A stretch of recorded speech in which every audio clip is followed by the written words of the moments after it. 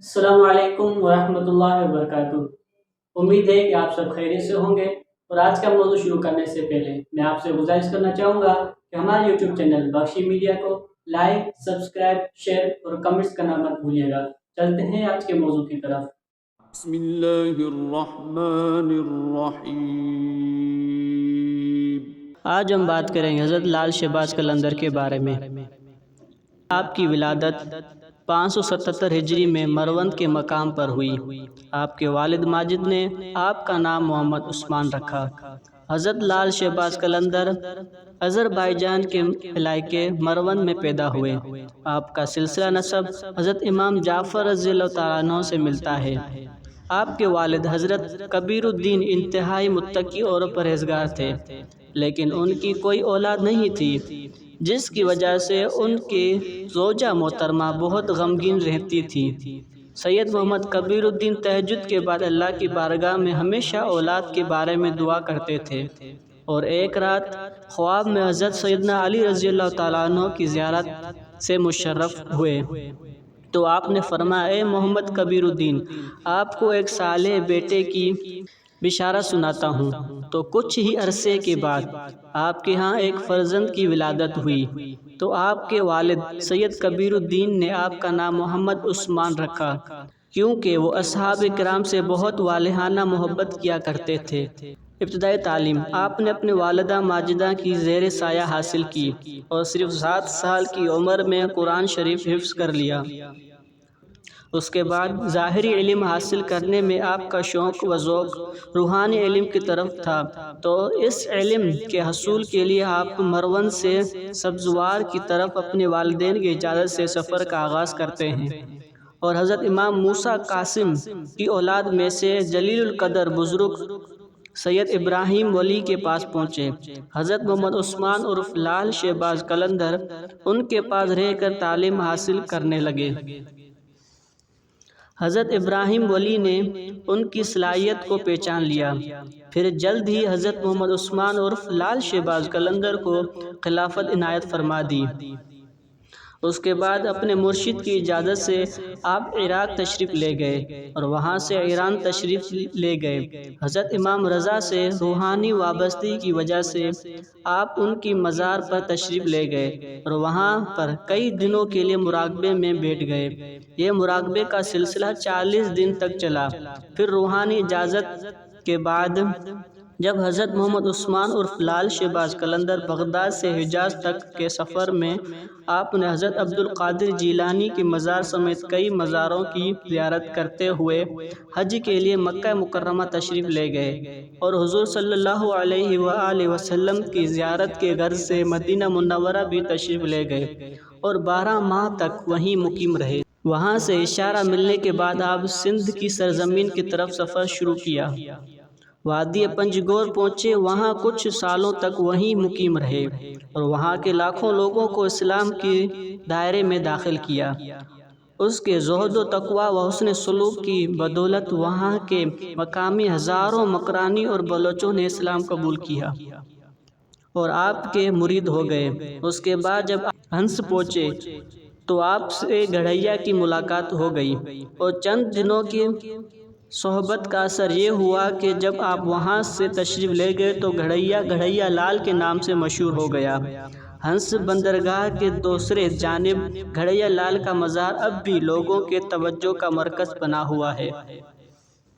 جب آپ ملتان پہنچے اور وہیں قیام فرمایا تو آپ کی شخصیت سے متاثر ہو کر شہر اور گرد و نواح کے لوگ آپ کے پاس آتے اور اپنے مسائل اور سوال حل کرایا کرتے تھے، اور آپ کے گرویدہ ہو جاتے۔ اگر مریض اپنے ساتھ لاتے تو وہ صحتیاب ہو کر واپس جاتے۔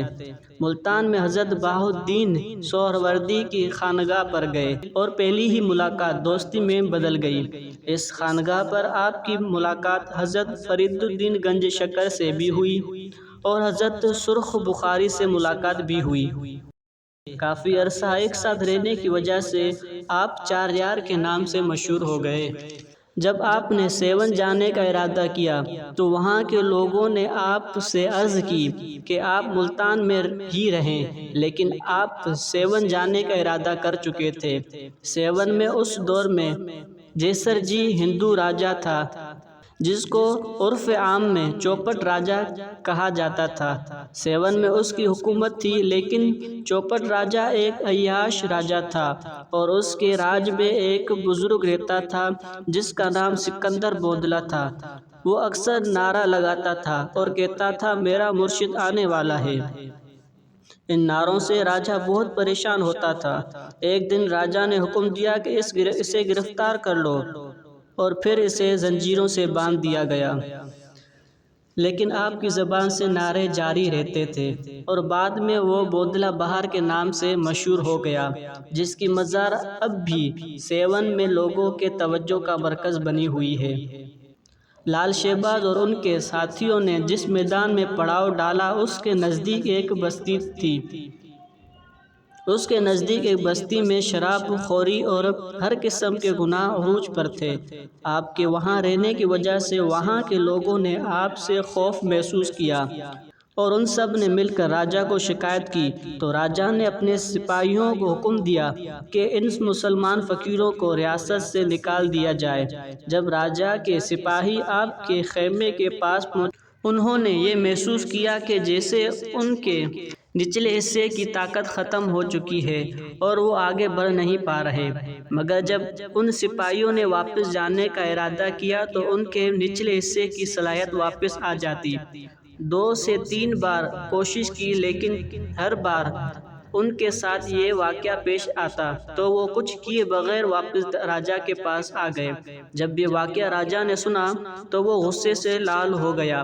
پھر اپنے وزیروں اور جادوگروں کو بلایا۔ جب جادوگروں نے حساب کیا تو ان کے چہروں کے رنگ اڑ گئے۔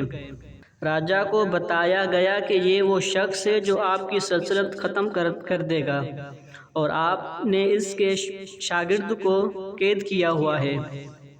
راجہ ایک گہری سوچ میں چلا گیا اور کچھ دیر بعد راجہ نے اپنے وزیروں کو حکم دیا کہ ایک سونے اور جواہرات سے بھری ہوئی صندوق اس فقیر کے پاس لے جاؤ اور اس فقیر کو دے دو اور اس کو کہو کہ یہاں سے چلا جائے۔ پھر راجہ کے حکم کی تعمیل کی گئی۔ جب وہ وزیر صندوق لے کر حضرت محمد عثمان عرف لال شہباز قلندر کے پاس پہنچ کر صندوق دے دی اور وزیر نے آپ سے کہا کہ یہ صندوق قبول کریں اور اس سلطنت سے چلے جائیں۔ آپ نے حکم دیا کہ ان جواہرات کو آگ میں پھینک دو۔ مرید نے سارے سونا آگ میں پھینک دیا اور وہ کسی کام کا نہ رہا۔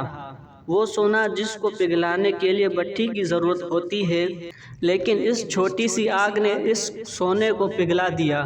یہ کرامت دیکھ کر وہ وزیر آپ کا مرید ہو گیا اور واپس جانے لگا۔ تو آپ نے فرمایا، اپنے راجہ سے کہنا ہم واپس جانے کے لیے نہیں آئے۔ اگر حاکم سیون اپنی سلامتی چاہتا ہے تو یہاں سے چلا جائے۔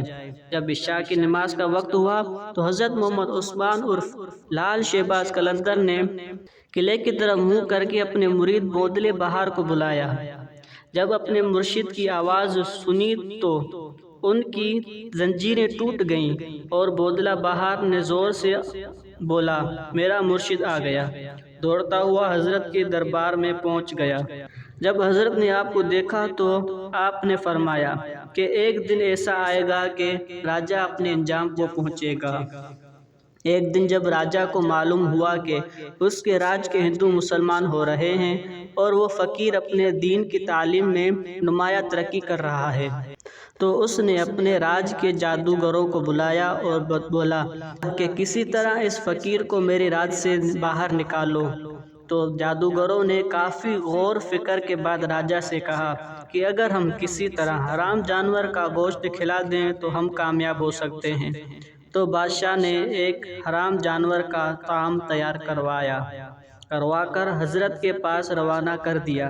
جب وہ طعام حضرت کے پاس آیا اور حضرت نے جب طعام کو دیکھا تو آپ جلال میں آ کر کہنے لگے کہ کہ میرا گمان تھا کہ وہ کافر کتنی نشانیاں دیکھنے کے بعد ایمان لے آئے گا، مگر جس کی تقدیر میں ہلاکت اور بربادی لکھ دی جا چکی ہو تو اسے اللہ کے سوا کوئی نہیں بدل سکتا۔ تو اگلے ہی لمحے راجہ اپنی سلطنت سمیت عذاب الہی کی وجہ سے دفن ہو گیا، اور اس کے آثار آج تک سیون میں موجود ہیں۔ اور روایت میں آتا ہے کہ آپ کا لقب لال آپ کے چہرے کے حسن جمال کی وجہ سے ملا۔ آپ کو سندھ میں تصوف کا بانی کہا جاتا ہے۔ آپ عربی، فارسی، پشتو، پنجابی، سندھی، ترکی، ہندی اور بہت سی زبانوں کے ماہر تھے۔ آپ کا عرس شعبان میں سندھ کے شہر سیون میں منایا جاتا ہے، جس کا انتظام اوقاف کی طرف سے کیا جاتا ہے، جس میں پوری سندھ، ہند اور پنجاب، سرحد و بلوچستان اور دیگر مقامات سے لوگ تشریف لاتے ہیں۔ آپ کی وفات 12 شعبان 673 ہجری میں ہوئی۔ امید ہے کہ آپ سب کو ہماری آج کی ویڈیو پسند آئی ہوگی۔ اگر آپ کو ہماری آج کی ویڈیو پسند آئی ہے تو ہمارے چینل کو لائک، سبسکرائب، شیئر اور کمنٹس کرنا مت بھولیے گا۔ ملتے ہیں دوسرے کسی نئے موضوع کے ساتھ، تب تک کے لیے السلام علیکم ورحمۃ اللہ۔